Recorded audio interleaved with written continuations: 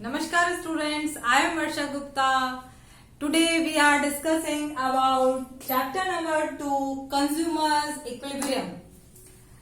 Today's topic is limitations of equimarginal utility.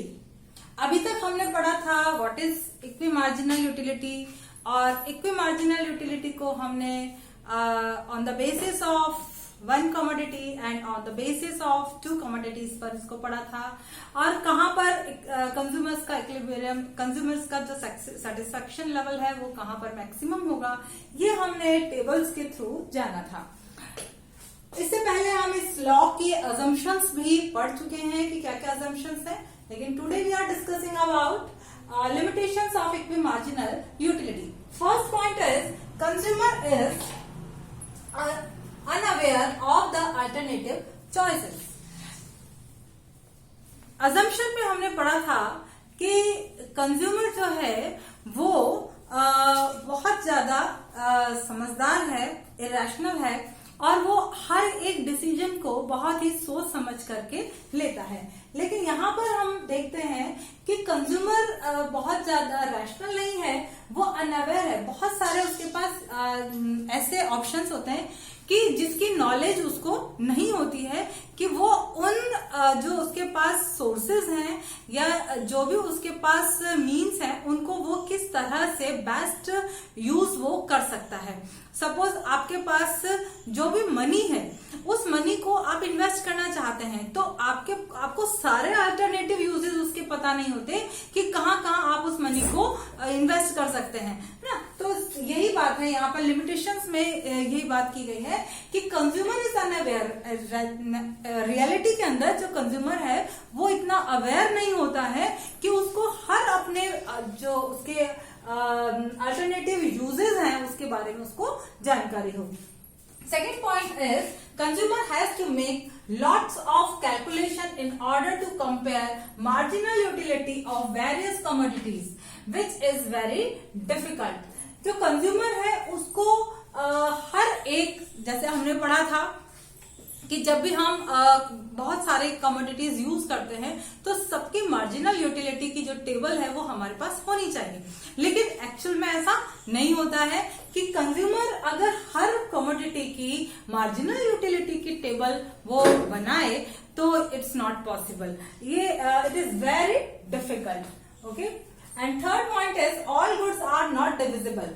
हमने इसमें पढ़ा है, जो हमारा लॉ है उसमें हमने पढ़ा है कि हर कमोडिटी को हम डिवाइड कर सकते हैं छोटे छोटे पार्ट्स के अंदर और एक टाइम में उसकी एक ही जो यूनिट है उसको हम कंज्यूम कर रहे हैं। लेकिन ये लिमिटेशन इस लॉ की है कि all goods are not divisible. सारे गुड्स डिविजिबल नहीं है। फॉर एग्जाम्पल हाउस है, कार है, इनको हमें होल इनके जो कंप्लीट रूप में इसको हमें यूज करना पड़ता है। हाउस है, हाउस को आप पार्ट्स में नहीं ले सकते, इसलिए हाउस की आप मार्जिनल यूटिलिटी फाइंड आउट नहीं कर पाओगे। कार है, कार की marginal utility we can not be find out. तो यहाँ पर हमें ये समझना पड़ेगा कि ये जो लिमिटेशन है वो ये है कि all goods are not divisible, हर गुड डिविजिबल नहीं है। Fourth point, this law is based on unrealistic assumption that utility is measurable. इन्होंने क्या कहा है कि यूटिलिटी मेजरेबल है, लेकिन ये रियलिस्टिक नहीं है। आप खुद भी इस बात को समझते हैं कि हम ये बात नहीं कैलकुलेट कर सकते कि पर्टिकुलर किसी कमोडिटी से हमें कितनी यूटिलिटी मिली है। और marginal utility is not measurable in money. हमने वहां पर क्या पढ़ा था, जब इस लॉ को हम पढ़ रहे थे इक्वी मार्जिनल यूटिलिटी को, तो हमने ये अजम्पशन लिया था कि जो मार्जिनल यूटिलिटी है उसको हम किस में मेजर कर सकते हैं, मनी में मेजर कर सकते हैं, but it can't possible. Okay, now last point is there is no fixed accounting period for the consumer in which he can buy and consume good.